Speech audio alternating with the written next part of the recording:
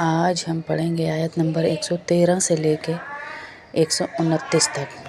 سورہ بقرہ آیت نمبر 113 سے 129 تک انشاءاللہ۔ آیت نمبر 113 سے پڑھ رہے ہیں ہم۔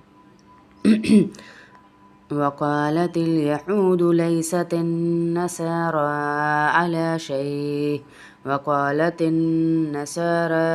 ليست اليهود على شيء وهم يتلون الكتاب كذلك قال الذين لا يعلمون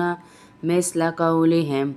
فالله يحكم بينهم يوم القيامة فيما كانوا فيه يختلفون۔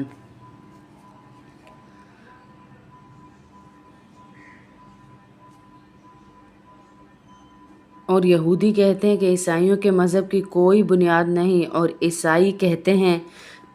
کہ یہودیوں کے مذہب کی کوئی بنیاد نہیں، یعنی ایک دوسرے پہ الزام تراشی کرتے رہتے ہیں کہ تمہارا مذہب ایسا، تمہارا مذہب ایسا، حالانکہ یہ سب آسمانی کتاب پڑھتے ہیں۔ اسی طرح وہ مشرکین جن کے پاس کوئی آسمانی علم ہی سرے سے نہیں، انہوں نے بھی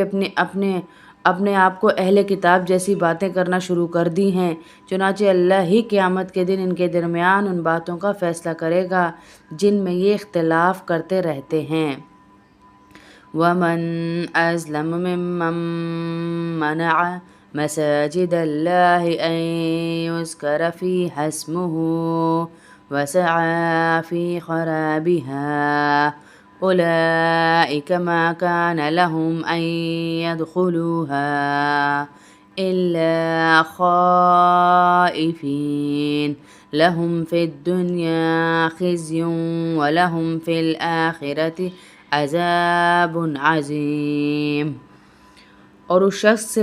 بڑا ظالم کون ہوگا جو اللہ کی مسجدوں پر اس کی بات کی بندش لگا دے کہ ان میں اللہ کا نام لیا جائے اور ان کو ویران کرنے کی کوشش کرے۔ ایسے لوگوں کو یہ حق نہیں پہنچتا کہ وہ ان مسجدوں میں داخل ہوں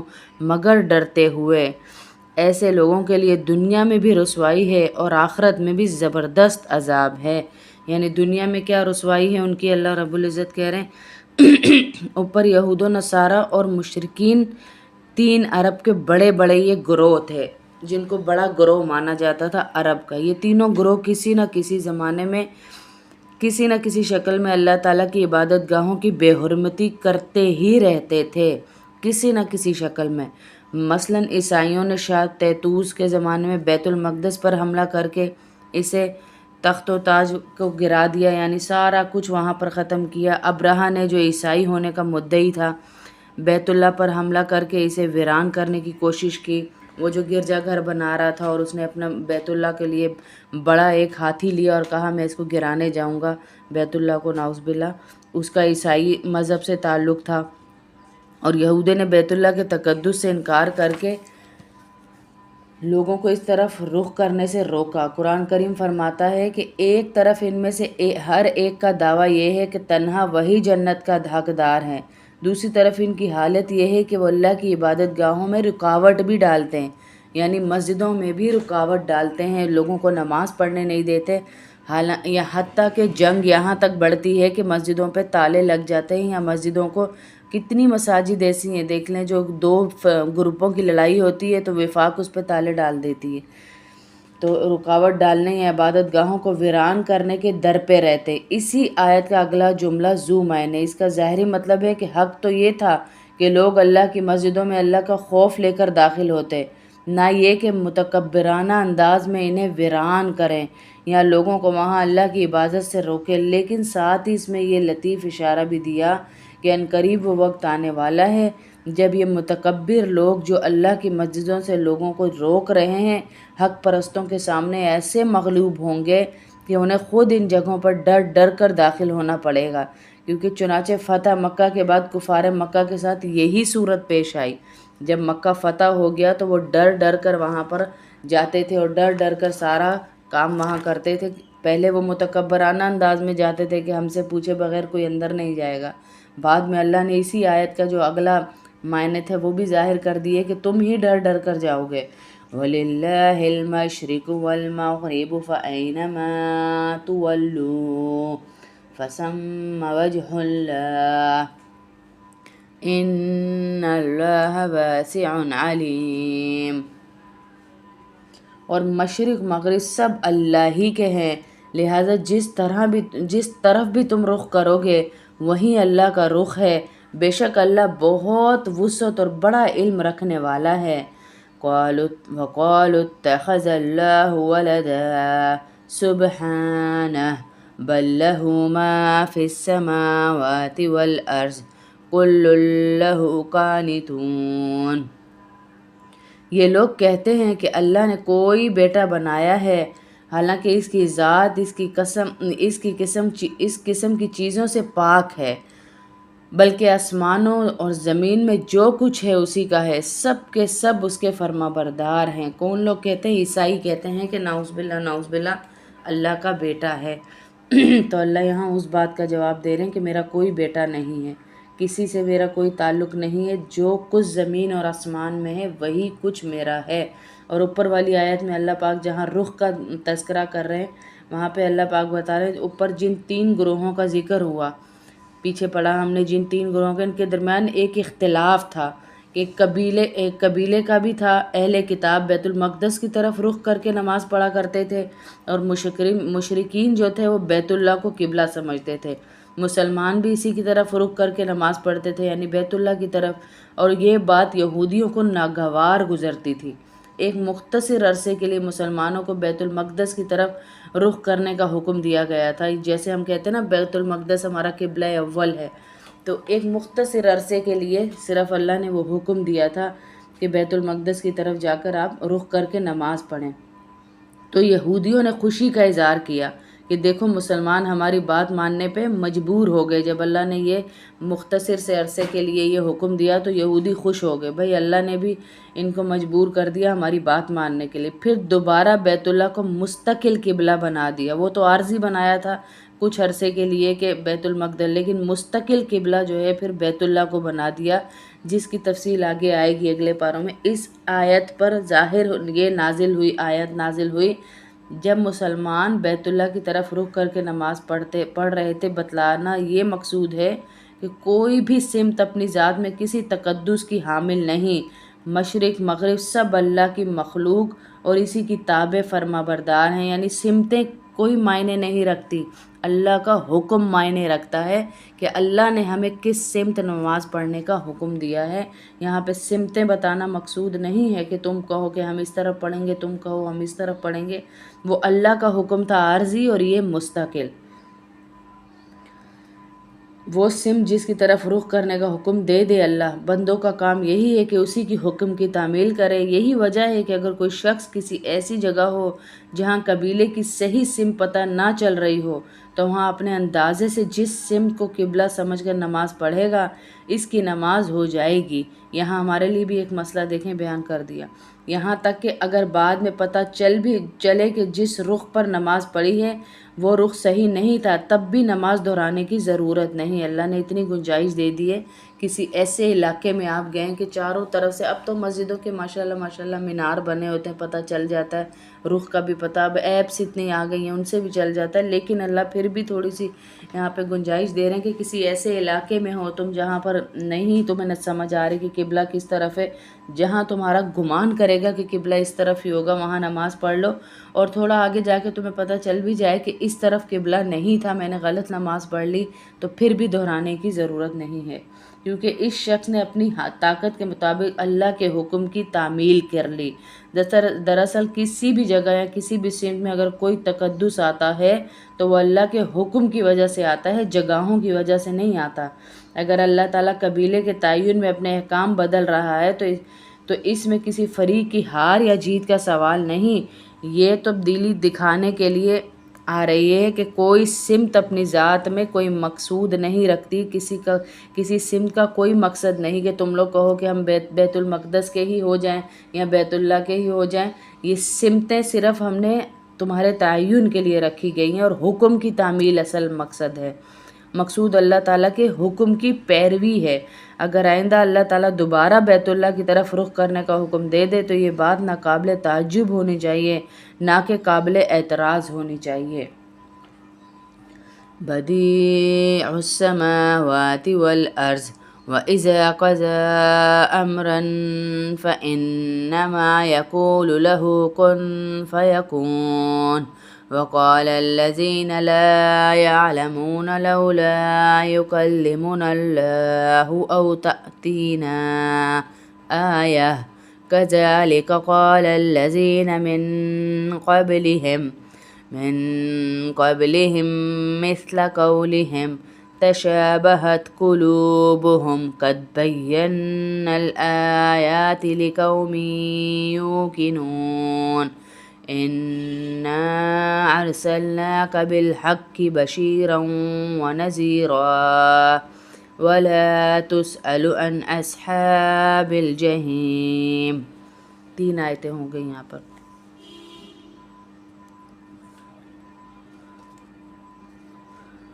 وہ آسمانوں اور زمین کا موجد ہے اور جب وہ کسی بات کا فیصلہ کرتا ہے تو اس کے بارے میں بس اتنا کہہ دیتا ہے ہو جا، یعنی کن فیکن کا مطلب ہے ہو جا، چنانچہ وہ ہو جاتی ہے. وہ اتنا بڑا مالک ہے آسمان زمین کا. اللہ کہہ رہا ہے کہ میں کسی چیز کا صرف فیصلہ ارادہ کرتا ہوں اور میں کہتا ہوں کن تو وہ فیکن ہو جاتی ہے، یعنی ہو جاتی ہے. اللہ پاک یہاں یہ بتا رہے عیسائی تو حضرت عیسیٰ علیہ السلام کو خدا کا بیٹا کہتے تھے، بعض یہودی بھی حضرت عزیر علیہ السلام کو خدا کا بیٹا کہتے تھے، اور مشرکین مکہ فرشتوں کو اللہ کی بیٹیاں کہا کرتے تھے. یہ تینوں نے اپنا اپنا عقیدہ رکھا ہوا تھا. عیسائی عیسیٰ کو کہتے تھے عیسیٰ علیہ السلام کو، یہودی عزیر علیہ السلام کو، اور مشرکین فرشتوں کو اللہ کی بیٹیاں کہا کرتے تھے. یہ آیت ان سب کی تردید کر رہی ہے، ان سب کو بتا رہی ہے. مطلب یہ کہ اولاد کی ضرورت اسے ہو سکتی ہے جو دوسروں کی مدد کا محتاج ہو. اللہ تعالیٰ تو پوری کائنات کا مالک ہے اور اسے کسی کام میں کسی کی مدد کی ضرورت نہیں، پھر وہ اولاد کا محتاج کیوں ہوں؟ اسی دلیل کو اگر منطقی پیرائے میں بیان کیا جائے تو وہ اس طرح ہوگی کہ اولاد اپنے باپ کا جز ہوتی ہے اور ہر کل اپنے جز کا محتاج ہوتا ہے. کہتے ہیں نا تم میرا سیدھا ہاتھ ہو، تم میرا سہارا ہو، تم میرے ساتھ یوں چلو یوں. تو وہ کہہ رہے ہیں کہ ہر جز کا کوئی نہ کوئی کل ہوتا ہے، لیکن اللہ تعالیٰ چونکہ ہر احتیاط سے پاک ہے اس لیے اس کی ذات بسیط ہے جسے کسی جز کی حاجت ہی نہیں ہے. لہٰذا اس کی طرف اولاد کو منسوب کرنا اور اسے محتاج قرار دینے کے مترادف ہے. چھوٹی سی بات میں ہم کتنی بڑی بات اللہ کے اوپر لگا دیتے ہیں. دیکھیں اسی لیے کہتے ہیں کہ سخت گناہ ہے، حرام ہے ان کے کسی بھی تہوار کے اندر شامل ہونا. جو یہ مناتے ہیں اس میں سے کسی بھی تہوار میں جانا ہمارے لیے سخت گناہ ہے. اور جو لوگ علم نہیں رکھتے وہ کہتے ہیں کہ اللہ ہم سے براہ راست کیوں بات نہیں کرتا، یا ہمارے پاس کوئی نشانی کیوں نہیں آتی. جو لوگ ان سے پہلے گزرے ہیں وہ بھی اسی طرح کی باتیں کہتے ہیں، جیسی یہ کہتے ہیں کہ سب کے دل ایک جیسے ہیں. حقیقت یہ ہے کہ جو لوگ یقین کرنا چاہیں ان کے لیے ہم نشانیاں پہلے ہی واضح کر چکے ہیں. اے پیغمبر، بے شک ہم نے تم ہی کو حق دے کر اس طرح بھیجا کہ تم جنت کی خوشخبری دو اور جہنم سے ڈراؤ. اور جو لوگ اپنی مرضی سے جہنم کا راستہ اختیار کر چکے ان کے بارے میں آپ سے کوئی باز پرس نہیں ہوگی. کہ اللہ کے نبی کو کہا جا رہا ہے تم دعوت دو، جنت اور جہنم کا تذکرہ ان کے سامنے کر دو، ان کو بتا دو جہنم ایسی ہے جنت ایسی ہے، بعد میں تم سے کوئی باز پرس نہیں ہوگی. تم گھبراؤ نہیں، تم ڈرو نہیں کہ میں ان کو جنت میں لے کے ہی میں نے جانا ہے. تمہارا کام صرف دعوت دینا ہے، ہدایت دینا میرا کام ہے. جس کو جو کہتے ہیں نا ہدایت طلب پر ہے، جو مانگتا ہے اس کو ملتی ہے، ورنہ زمانہ پڑا ہوا ہے ہر ایک کو ہدایت نہیں ملتی ہے. وَلَن تَرْضَىٰ عَنْكَ الْيَهُودُ وَلَا النَّصَارَىٰ حَتَّىٰ تَتَّبِعَ مِلَّتَهُمْ قُلْ إِنَّ هُدَى اللَّهِ هُوَ الْهُدَىٰ وَلَئِنِ اتَّبَعْتَ أَهْوَاءَهُمْ بَعْدَ الَّذِي جَاءَكَ مِنَ الْعِلْمِ مَا لَكَ مِنَ اللَّهِ مِن وَلِيٍّ وَلَا نَصِيرٍ. اور یہود و نصارہ تم سے اس وقت تک ہرگز راضی نہیں ہوں گے جب تک تم ان کے مذہب کی پیروی نہیں کرو گے. کہہ دو کہ حقیقی ہدایت تو اللہ ہی کی ہدایت ہے اور تمہارے پاس وحی کے ذریعے جو علم آ گیا ہے، اور اگر تمہیں اس کے بعد بھی ان لوگوں کی خواہشات کی پیروی کر لی تو تمہیں اللہ سے بچانے کے لیے کوئی حمایتی نہ ملے گا، کوئی مددگار نہ ملے گا۔ اگرچہ حضور صلی اللہ علیہ وسلم کی رسالت سے یہ بات ناقابل تصور تھی کہ آپ کفار کی خواہشات کے پیچھے چلیں۔ اللہ یہاں پر کہہ رہا ہے کہ یہ بات بالکل ناقابل تصور ہے کہ حضور صلی اللہ علیہ وسلم کسی بھی کافر کی خواہش کے پیچھے چلتے، لیکن اس آیت میں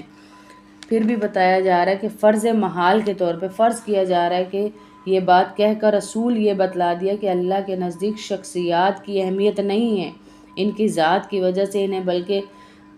اللہ کی اطاعت کی وجہ سے ہوتی ہے، کیونکہ ذات کسی کی کہتے ہیں نا اپنے ہی عمل قبر میں جانے، چاہے کوئی کتنے بڑے بھی ولی کا بیٹا یا بیٹی ہے وہ اپنے باپ کی وجہ سے نہیں بخشا جائے گا، یا کوئی کتنے بھی بڑے عہدے پر ہے وہ اپنے عہدے کی وجہ سے نہیں بخشا جائے گا، اعمال کی وجہ سے بخشش ہوگی۔ تو یہاں پہ بتایا جا رہا ہے اگر تم ان کے پیچھے لگ بھی جاؤ، اصول بتلایا کہ اللہ کے نزدیک شخصیات کی اہمیت ان کی ذات کی وجہ سے نہیں بلکہ اطاعت اللہ کی وجہ سے ہے۔ حضور صلی اللہ علیہ وسلم کی ساری مخلوقات میں سب سے افضل اسی بنا پر ہیں اللہ کے نبی کہ اللہ کے سب سے زیادہ فرما بردار ہیں، اس لیے وہ اللہ کے بہت زیادہ قریب ہیں۔ الذین آتیناہم الکتاب یتلونہ حق تلاوتہ اولئک یؤمنون بہ ومن یکفر بہ فاولئک هم الخاسرون۔ جن لوگوں کو ہم نے کتاب دی جبکہ وہ اس کی تلاوت اس طرح کرتے ہوں جیسا کہ اس کی تلاوت کا حق ہے، تو وہ لوگ ہی در حقیقت اس پر ایمان رکھتے ہیں، اور جو اس کا انکار کرتے ہیں تو ایسے لوگ نقصان ہی اٹھائیں گے۔ کون سے لوگ ہیں یہ جو حق رکھ کے تلاوت کے حق کیا ہوتا ہے کہ اس کے معنی تردد، ان کی چیزوں پہ غور کیا جائے، اس کی قرأت اچھی طرح کی جائے، جو اس کی قرأت کو خوش الحانی کے ساتھ اچھی آواز کے ساتھ کرتا ہے تو اللہ رب العزت کے فرشتے آسمانوں پر ایک عجیب کلام سنتے ہیں، تو اس کلام کو سننے کی اللہ سے فرمائش کرتے ہیں تو ہماری طرف وہ کان لگاتے ہیں، جو پڑھنے والا ہوتا ہے نا اس کی طرف وہ کان لگاتے وہ اتنا قریب آتے ہیں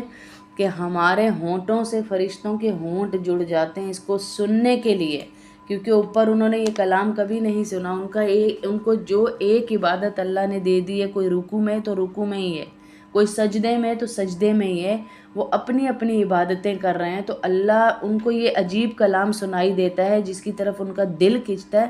تو وہ سننے کی فرمائش کی اجازت لے کے ہمارے اتنا قریب آتے ہیں سننے کی وجہ سے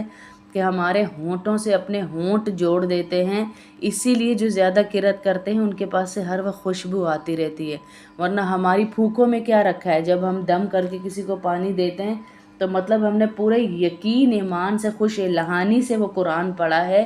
آداب کی رعایت رکھتے ہوئے، وہ فرشتے ہمارے قریب آئے تو ان کا نور اس پانی پہ جا رہا ہے، یا دم کر کے جس کو کسی کو ہم کوئی نظر کا کسی چیز کا تو وہ اس کا اثر ہوتا ہے،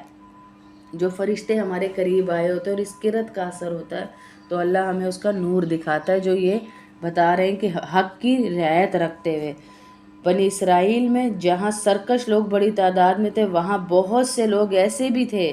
مخلص بھی تھے، جنہوں نے تورات اور انجیل کو صرف پڑھا ہی نہیں بلکہ اس کے تقاضوں پر عمل بھی کرتے ہوئے حق کی ہر بات کو قبول کرنے کے لیے اپنے سینوں کو کشادہ رکھا تھا۔ چنانچہ جب حضور صلی اللہ علیہ وسلم کی دعوت پہنچی تو انہوں نے کسی عناد کے بغیر، یعنی کسی دشمنی کے بغیر اسے قبول کر لیا۔ اس آیت میں ان حضرات کی بھی تعریف کی گئی ہے کہ سبق یہ دیا گیا کہ کسی آسمانی کتاب کی تلاوت کا حق یہ بھی ہے کہ اس کے تمام احکام کو دل سے مان کر ان کی تعمیل کی جائے، اس کی قرأت اچھی طرح کی جائے، اس کے آداب اچھی طرح۔ بیچ میں کئی جگہ پر آپ دیکھیں عورتوں کی قرآن خوانیوں سے اسی لیے منع کرتے ہیں، ورنہ قرآن پڑھنے میں تو ثواب ہے، اسی لیے منع کرتے ہیں کہ نہ ان کے سروں پہ دوپٹے صحیح ہوتے ہیں اور بیچ میں آپس میں باتیں ہو رہی ہوتی ہیں، کوئی پتہ نہیں ہوتا قرآن چھوڑا کہاں سے، آگے سے پڑھنا شروع کر دیا، اللہ کے کلام کے بیچ میں بات ہو رہی ہے، سب سے بڑا حکم ہی اللہ کا نہیں مانا جا رہا کہ قرآن کو ٹھہر ٹھہر کر آرام سے توجہ کے ساتھ پڑھنے کا حکم ہے۔ وہی حکم ہم سب سے زیادہ قرآن خوانیوں پہ نظر انداز کرتے ہیں۔ باتیں آپس میں، غیبتیں آپس میں، کپڑوں کے تذکرے آپس میں، اس لیے عورتوں کی قرآن خوانی جہاں پر ماحول پورا ہوتا ہے مدارس میں وہاں منع نہیں ہے، وہاں بچیاں پڑھتی ہیں۔ جن گھروں میں بھی تھوڑی سختی ہوتی ہے کہ قرآن کے بیچ میں بات نہیں کرنی ہے، وہاں بھی قرآن خوانیاں ہوتی ہیں، پڑھتے ہیں لوگ، قرآن ہدیہ کرتے ہیں۔ لیکن آج کل بہت عجیب عجیب فیشن آ گئے ہیں کہ قرآن کے بیچ میں بھی باتیں ہو رہی ہوتی ہے، آپس میں سر ننگے ہوتے ہیں عورتوں کے اور کچھ پتہ نہیں ہوتا، مخلوط مجلسیں ہوتی ہیں، آپس میں مرد بھی آ رہے ہیں عورتیں بھی، تو اس میں ناآداب ہیں۔ ایک تو حکم ٹوٹ رہا ہے، یہاں کہہ رہے ہیں کہ اصل تلاوت کا حق یہ ہے کہ اس کے احکام کو دل سے مانا جائے۔ در حقیقت تورات پر ایمان رکھنے والے وہی ہیں جو اس کے احکام کی تعمیل میں حضور صلی اللہ علیہ وسلم پر بھی ایمان لائے۔ وہی کہہ رہے ہیں کہ تورات پر بھی ایمان رکھنے والے ہیں، یہ وہ لوگ نہیں ہیں جو تورات پر ایمان نہیں رکھتے۔ صدق اللہ العظیم۔ جی وَإِذِ ابْتَلَىٰ إِبْرَاهِيمَ رَبُّهُ بِكَلِمَاتٍ فَأَتَمَّهُنَّ قَالَ إِنِّي جَاعِلُكَ لِلنَّاسِ إِمَامًا قَالَ وَمِن ذُرِّيَّتِي قَالَ لَا يَنَالُ عَهْدِي الظَّالِمِينَ۔ اور وہ وقت یاد کرو جب ابراہیم کو ان کے پروردگار نے کئی باتوں سے آزمایا اور انہوں نے وہ ساری باتیں پوری کی۔ اللہ نے ان سے کہا کہ میں تمہیں تمام انسانوں کا پیشوا بنانے والا ہوں۔ ابراہیم نے پوچھا اور میری اولاد میں سے؟ اللہ نے فرمایا میرا یہ عہد ظالموں کو شامل نہیں ہے۔ میری اولاد میں سے یعنی ان کی بات ہو رہی یہودیوں کی، تو اللہ رب العزت نے کہا کہ میرا یہ عہد ظالموں کے لیے نہیں ہے۔ یہاں پر حضرت ابراہیم علیہ السلام کے کچھ حالات و واقعات شروع ہونے لگے ہیں اب یہاں سے، اور پچھلی آیتوں سے ان واقعات کا دو طرح گہرا تعلق ہے۔ ایک تو یہ کہ یہودی، عیسائی اور عرب کے بت پرست یعنی تینوں وہ گروہ جن کا ذکر اوپر آ چکا ہے، حضرت ابراہیم علیہ السلام کو اپنا پیشوا مانتے تھے، مگر وہ یہ دعویٰ کرتا تھا کہ وہ اسی کے مذہب کے حامی تھے، لہذا ضروری تھا کہ حضرت ابراہیم علیہ السلام کے بارے میں یہ صحیح صورت حال واضح کی جائے۔ قرآن کریم نے یہاں یہ بتلایا ہے کہ ان تینوں گروہوں کے باطل عقائد سے کوئی تعلق نہیں، ان کی ساری زندگی توحید کی تبلیغ میں خرچ ہوئی۔ کس کی؟ حضرت ابراہیم علیہ السلام کی۔ تو یہ جو باطل عقائد انہوں نے رکھ لیے نا ان کی قوم والوں نے، تو اس سے حضرت ابراہیم علیہ السلام کا کہہ رہے ہیں کوئی تعلق نہیں ہے، اس میں ان کا کوئی دخل نہیں ہے، اور انہی سے اس راستے میں بڑی بڑی آزمائشوں سے گزرنا پڑا جن میں وہ پورے اترے۔ دوسری بات یہ بھی کہ حضرت ابراہیم علیہ السلام کے دو بیٹے تھے، حضرت اسحاق اور حضرت اسماعیل علیہ السلام۔ حضرت اسحاق علیہ السلام ہی کے بیٹے حضرت یعقوب علیہ السلام بھی تھے، جن کا دوسرا نام اسرائیل تھا۔ نبی کریم صلی اللہ علیہ وسلم جب پہلے نبوت کا سلسلہ انہی کی اولاد یعنی بنی اسرائیل میں چلا آ رہا تھا، جس کی بنا پر وہ یہ سمجھتے تھے کہ دنیا بھر کے پیشوائی کا حق صرف انہی کو ہے۔ کہ کون سمجھتے تھے؟ بنی اسرائیل والے، یعنی وہ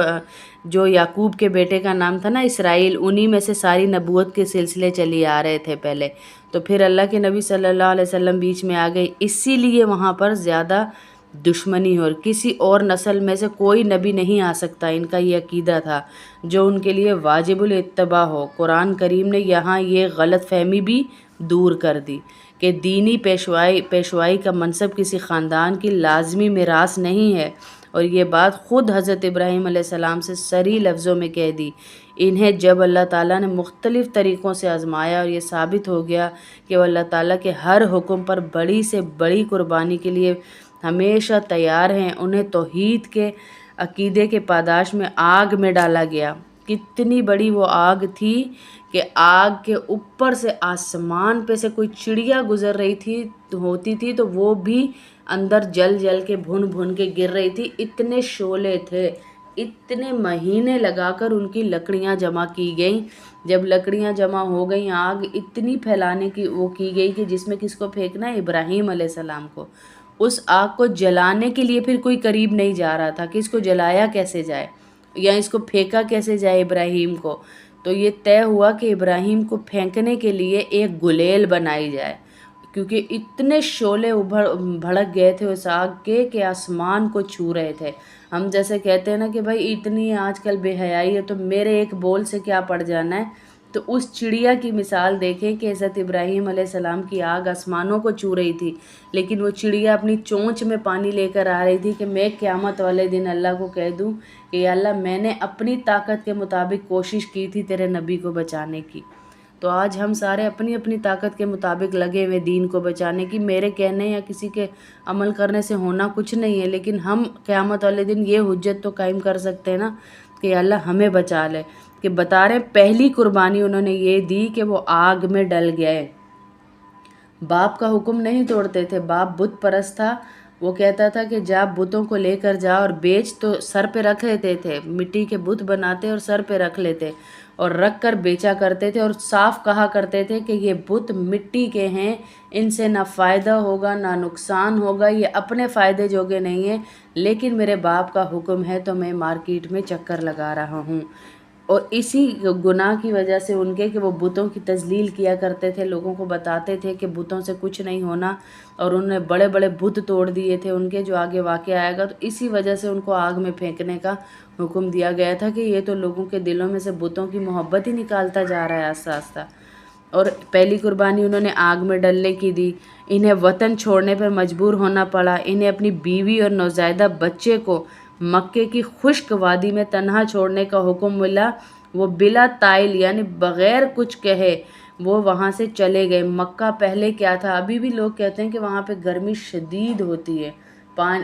ریتیلا علاقہ ہے، پتھریلا علاقہ ہے، تو اب دیکھیں پہلے کیا ہوگا، اتنی آسائشوں کے بعد ابھی اس کا یہ حال ہے، تو پہلے کتنا یہ وہ ہوگا جہاں سے یہ صفا اور مروہ کہانی ہی ماں بیٹے کی ہے جو اللہ کو اتنی پسند آئی، جہاں پہ یہ حضرت چھوڑ کے اپنی بیوی کو حضرت ابراہیم علیہ السلام گئے،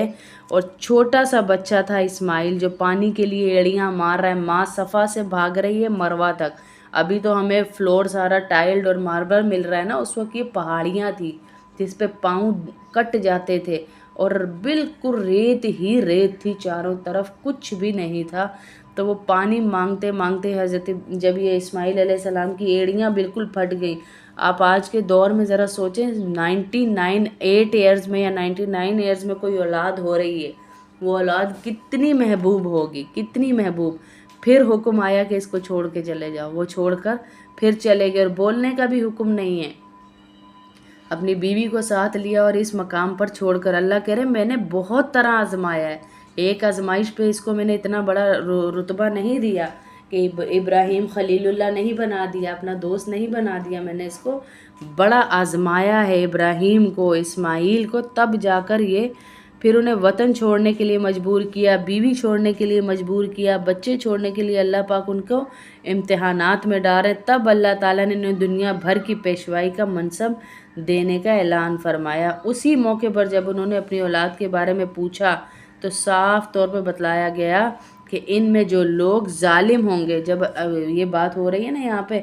آیت میں کہ یا اللہ مجھے تو آپ پیشوا بنا رہے، مجھے تو نبی بنا رہے، میری اولاد کا کیا ہوگا، سوال کر رہے ہیں وہ، میری اولاد کا کیا ہوگا؟ تو اللہ نے کہا یہ عہد صرف ظالموں کو شامل نہیں ہے، ہم تمہارا تو خیال رکھیں گے،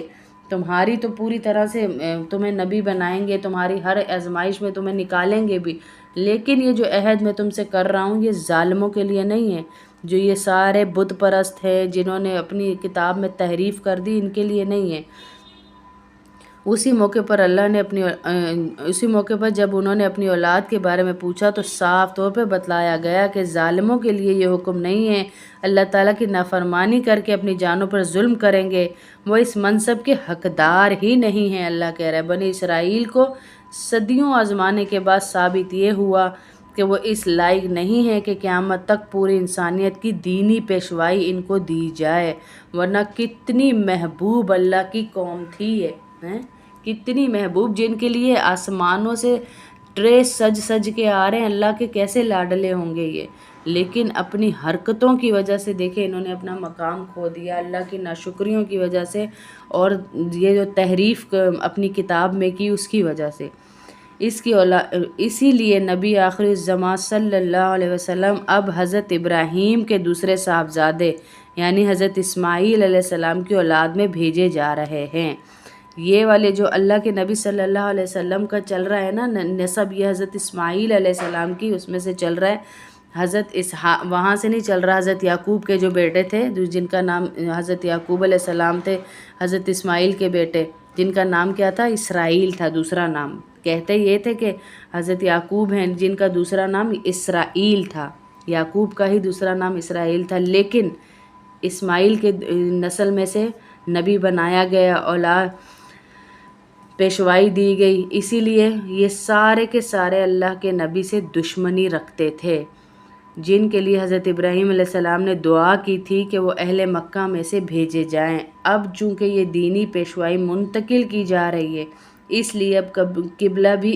اس بیت اللہ کو بنایا جانے والا ہے جو حضرت ابراہیم علیہ السلام اور ان کے صاحبزادے حضرت اسماعیل علیہ السلام نے تعمیر کیا تھا۔ اس مناسبت سے آگے تعمیر کعبہ کا بھی واقعہ آئے گا، یہاں سے آیت نمبر کا سلسلہ مکمل ہوا جو ہم نے ابھی پڑھی ہے۔ پہلے بیت المقدس تھا، پھر اللہ نے تبدیل اسی پورے واقعے کی وجہ سے کیا کہ نبی کا سلسلہ جب تبدیل ہونے والا ہے نبوت کا، تو اسی لیے ہمارا قبلہ بھی تبدیل ہو گیا وہاں سے۔ وَإِذْ جَعَلْنَا الْبَيْتَ مَثَابَةً لِلنَّاسِ وَأَمْنًا وَاتَّخِذُوا مِن مَّقَامِ إِبْرَاهِيمَ مُصَلًّى وَعَهِدْنَا إِلَىٰ إِبْرَاهِيمَ وَإِسْمَاعِيلَ أَن طَهِّرَ بَيْتِيَ لِلطَّائِفِينَ وَالْعَاكِفِينَ وَالرُّكَّعِ السُّجُودِ۔ اور وہ وقت یاد کرو جب ہم نے بیت اللہ کو لوگوں کے لیے ایسی جگہ بنایا جس کی طرف وہ لوٹ لوٹ کر جائیں اور جو سراپے امن ہو، اور تم مقام ابراہیم کو نماز پڑھنے کی جگہ بنا لو۔ اور ہم نے ابراہیم اور اسماعیل کو یہ تاکید کی کہ تم دونوں میرے گھر کو ان لوگوں کے لیے پاک کرو جو یہاں طواف کریں اور اعتکاف میں بیٹھیں اور رکوع اور سجود کریں۔ یعنی یہاں پہ کس بات کا ذکر ہو رہا ہے؟ اللہ تعالیٰ نے بیت اللہ کی یہ حرمت رکھی ہوئی تھی، نہ صرف مسجد حرام میں بلکہ اس کے ارد گرد کے وسیع علاقے میں جسے حرم کہا جاتا ہے۔ نہ کسی انسان کو قتل کیا جا سکتا ہے، نہ شدید دفاعی ضرورت کے بغیر جنگ کرنا جائز ہے، نہ کسی جانور کا شکار کیا جا سکتا ہے، نہ کوئی خود رو پودا اکھاڑنے کی اجازت ہے، یعنی جو خود سے اگ گیا ہو اسے اکھاڑنے کی بھی اجازت نہیں ہے، نہ کسی جانور کو قید رکھا جا سکتا ہے۔ اس طرح یہ صرف انسانوں کے لیے ہی نہیں، حیوانات اور نباتات کے لیے بھی امن کی جگہ ہے۔ یہاں پر امن ہے۔ مقام ابراہیم اس پتھر کا نام ہے جس پر کھڑے ہو کر حضرت ابراہیم علیہ السلام نے بیت اللہ تعمیر کیا تھا۔ جو مقام ابراہیم آپ لوگ تو گئے ہیں، اللہ مجھے بھی نصیب کرے وہاں جانا، کہ اس پتھر کا نام ہے کہ جہاں پر کھڑے ہو کر حضرت ابراہیم علیہ السلام نے بیت اللہ کو تعمیر کیا تھا۔ یہ پتھر آج بھی موجود ہے، اور یہ حکم دیا گیا کہ ہر وہ شخص جو بیت اللہ کا طواف کرے 7 چکر لگانے کے بعد اس پتھر کے سامنے کھڑے ہو کر بیت اللہ کا رخ کر کے 2 رکعتیں پڑھے۔ ان رکعتوں کا اسی جگہ پڑھنا افضل ہے، باقی کسی جگہ نہیں ہے، کیونکہ یہ مقام ابراہیم ہے۔ وَإِذْ قَالَ إِبْرَاهِيمُ رَبِّ اجْعَلْ هَٰذَا بَلَدًا آمِنًا وَارْزُقْ أَهْلَهُ مِنَ الثَّمَرَاتِ مَنْ آمَنَ مِنْهُمْ بِاللَّهِ وَالْيَوْمِ الْآخِرِ قَالَ وَمَنْ كَفَرَ فَأُمَتِّعُهُ قَلِيلًا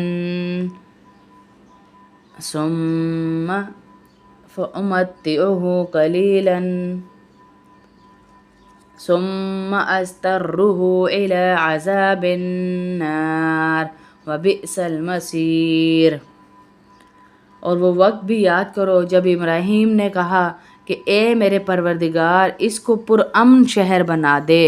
اب ابراہیم علیہ السلام کی دعا کے بارے میں بتایا جا رہا ہے، اور اس کے باشندوں میں سے جو اللہ اور یوم آخرت پر ایمان لائیں انہیں قسم قسم کے پھلوں سے رزق عطا فرما دے۔ اللہ نے کہا جو کفر اختیار کرے گا اس کو بھی میں کچھ عرصے کے لیے لطف اٹھانے کا موقع دوں گا، مگر پھر اسے دوزخ کے عذاب کی طرف کھینچ لیا جائے گا، وہ بدترین ٹھکانہ ہے، وبئس المصیر یعنی وہ بدترین ٹھکانہ ہے۔ وَإِذْ يَرْفَعُ إِبْرَاهِيمُ الْقَوَاعِدَ مِنَ الْبَيْتِ وَإِسْمَاعِيلُ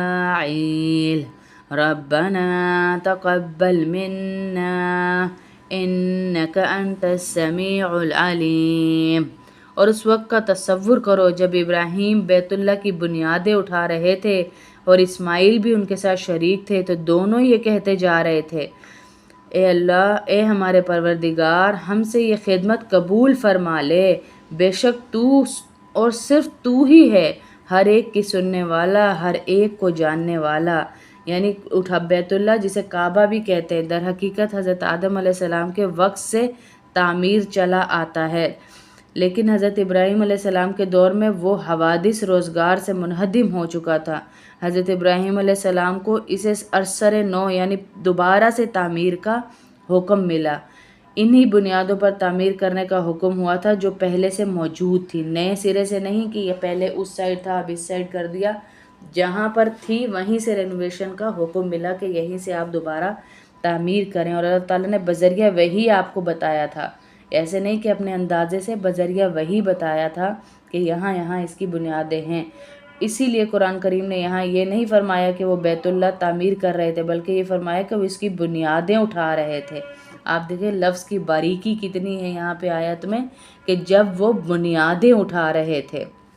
یہاں یہ نہیں کہا جب وہ تعمیر کر رہے تھے۔ بنیادیں اٹھانے کا مطلب یہی ہے کہ پہلے سے تعمیر تھا، اس کی بنیادیں دوبارہ سے کھڑی کر رہے تھے۔ اس وقت بھی وہ ڈر ڈر کے اپنے اللہ سے کہہ رہے تھے، کتنا بڑا کام کرنے جا رہے تھے، لیکن اس وقت بھی وہ کہہ رہے تھے یا اللہ اسے ہم سے قبول کر لینا، تو سننے والا ہے، تو جاننے والا ہے، تو ہر ایک کے دلوں کے حال جانتا ہے، ہمارا یہ عمل قبول ضرور کر لینا ہم سے۔ ربنا وجعلنا مسلمین لک ومن ذریتنا امة مسلمة لک وارنا مناسکنا وتب علینا انک انت التواب الرحیم۔ دوبارہ اسی دعا کا حصہ ہے یہ، اے ہمارے پروردگار ہم دونوں کو اپنا مکمل فرما بردار بنا لے۔ دونوں دعا کر رہے ہیں یا اللہ ہم کو مکمل فرما بردار بنا لے، یعنی نیک کام کرتے ہوئے، اسی لیے کہا نیکی کرتے ہوئے دعائیں کرو۔ اب وہ اللہ کے حکم کی تعمیل کر رہے ہیں، نیکی کا کام کر رہے ہیں، تو دعائیں بھی ساتھ ساتھ جاری ہیں، زبان سے دعائیں بھی کری جا رہے ہیں۔ اور ہماری نسل سے بھی ایسی امت پیدا کر جو تیری پوری تابع دار ہو، اور ہم کو ہماری عبادتوں کے طریقے سکھا دے، اور ہماری توبہ قبول فرما لے۔ بے شک تو اور صرف تو ہی ہے معاف کرنے والا اور بڑی رحمت کا مالک ہے۔ ربنا وابعث فیہم رسولا منہم یتلو علیہم آیاتک ویعلمہم الکتاب والحکمت ویزکیہم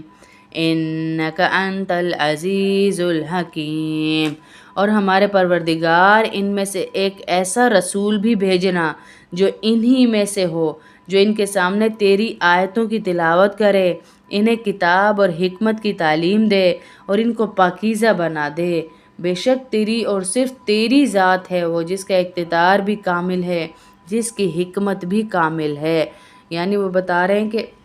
دل سے نکلی ہوئی اس دعا کی تاثیر کسی ترجمے کی ذریعے دوسری زبان میں منتقل نہیں کی جا سکتی کہ کس دل سے وہ دعائیں کر رہے ہیں۔ اس لیے کہا کہ جب کسی کی آپ مدد کر رہے ہو یا کوئی بھی نیکی کا، کوئی ذرے برابر بھی نیکی کا کام ہو، تو اسی وقت دعائیں کریں، اس وقت کی دعائیں اللہ بہت قبول کرتا ہے۔ چنانچہ ترجمہ صرف اسی کا مفہوم ہی ادا کر سکتا ہے۔ یہاں اس دعا کو نقل کرنے کا مقصد یہ دکھانا ہے کہ انبیاء کرام اپنے بڑے سے بڑے کارنامے پر بھی